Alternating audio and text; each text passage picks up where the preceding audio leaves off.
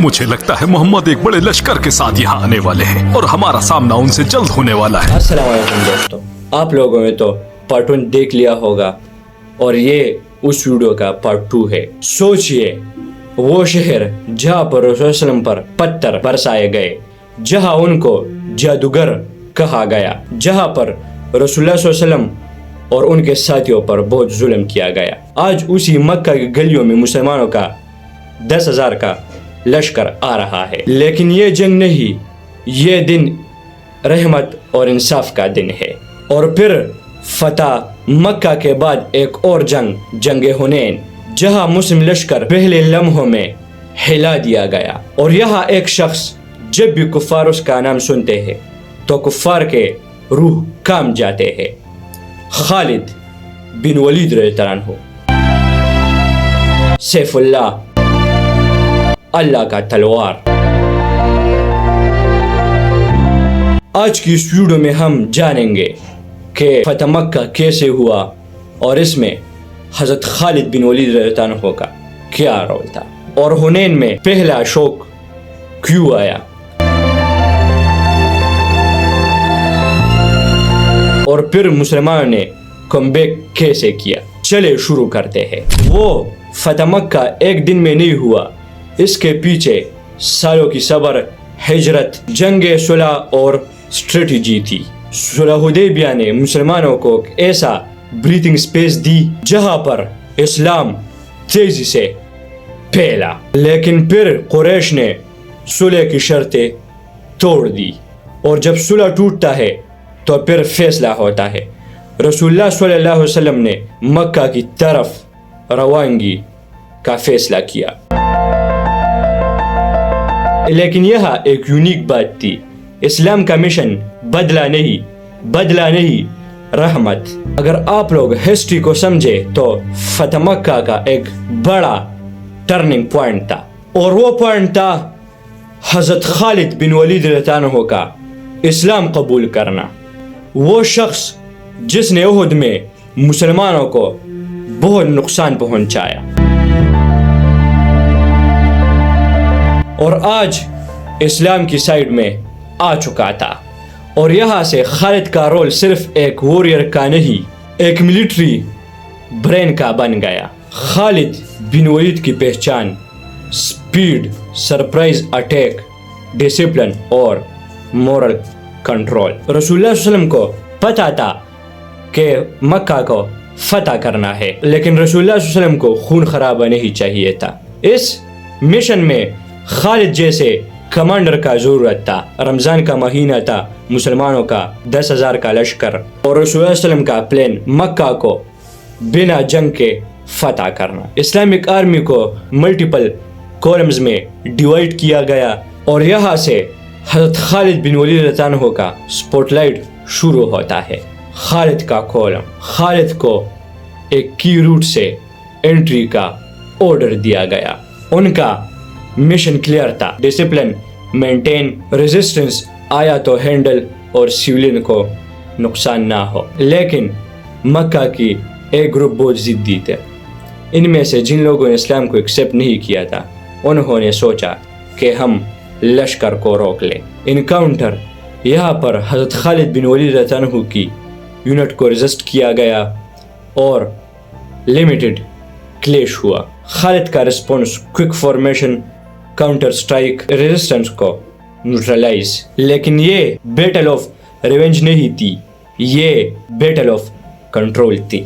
حضرت خالد نے فائٹ کو انیسیسری ایکسپینڈ نہیں ہونے دیا، انہوں نے سچویشن کو سٹیبلائز کیا اور انٹری کو سیکیور کیا۔ کعبہ رحمت کا مومنٹ، رسول اللہ صلی اللہ علیہ وسلم مکہ میں داخل ہوتے ہیں، سر جھکا ہوا، آج فتح کا دن ہے، لیکن غرور کا کوئی نشان نہیں۔ کعبہ کے اندر اور آس پاس سے جو بت تھے وہ گرائے گئے، اور پھر وہ جملہ جو ہسٹری کا سب سے بڑا مرسی سٹیٹمنٹ بن گیا، آج تم پر کوئی گرفت نہیں، آپ سب لوگ آزاد ہو۔ امیجن کیجئے جو لوگ کل تک رسول اللہ علیہ وسلم کے خلاف سازشیں کر رہے تھے، آج ان لوگوں کو معافی مل رہی ہے۔ فتح مکہ کا ریئل وکٹری شہر کا نہیں، دلوں کا فتح. مکہ فتح ہو گیا, قریش گر گیا اور اب مسلم انسٹاپیبل ہے. اور جب کوئی پاور انسٹاپیبل ہوتی ہے تو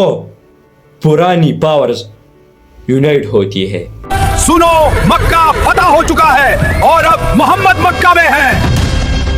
اگر خیبر کے بعد مکہ بھی مسلمانوں کا ہو گیا ہے تو اگلی باری ہماری ہے. لیکن ہم اکیلے کچھ نہیں کر سکتے, بنو ثقیف سے بات کرنی ہوگی. اگر بنو حوازن ختم ہوا تو طیف بھی نہیں بچے گا. یہ آگ ہم سب کے لیے ہے.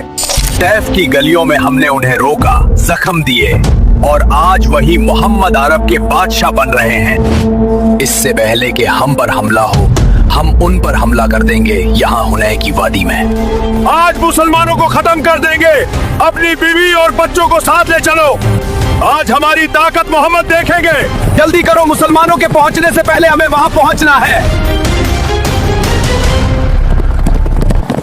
ادھر دو قبیلوں نے ڈیسائیڈ کیا اگر ابھی ہم نے اسلام کو نہ روکا تو یہ لوگ ہم کو کور کر لیں گے. انہوں نے اپنی فوج جمع کی, صرف فوج نہیں, اپنی فیملی, مال دولت, اونٹ, سب کچھ جمع کیے, سب کچھ اپنے ساتھ لائے. ان کا گول فائنل وار, مسلم کو سائیکولوجیکلی بریک کرنا, وکٹری کو پرماننٹ بنانا. یہ سٹوری ہے جنگ حنین کی, ٹھیک ہے؟ تو سنیں, ابھی ہم جانیں گے کہ جنگ حنین میں کیا کیا ہوا. حنین کے وقت مسلم کا لشکر 12,000 کے قریب تھا اور یہاں ایک ہیومن ویکنس آئی. کچھ لوگوں نے کہا آج ہم کم نہیں, آج ہم زیادہ ہے. اور جب انسان نمبرز پر یقین کرتا ہے اللہ اس کو یاد دلاتا ہے وکٹری نمبر سے نہیں. حنین ویلی, حنین ایک تنگ ویلی تھی.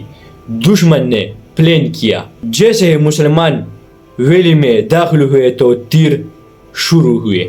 سائڈ سے اٹیکس, مسلمان بہت کنفیوز ہوئے. کئی مسلمان پہلی لمحے میں پیچھے ہو گئے. یہ لمحہ بہت کرٹیکل تھا. اور یہاں ہسٹری کے سین میں آتا ہے حضرت خالد بن ولید رضی اللہ عنہ. حضرت خالد بن ولید رضی اللہ عنہ سمجھ چکے تھے کہ یہ گات ہے. وہ جو کفار نے پلان کیا تھا تو یہ پلان تھا, گات والا پلان تھا.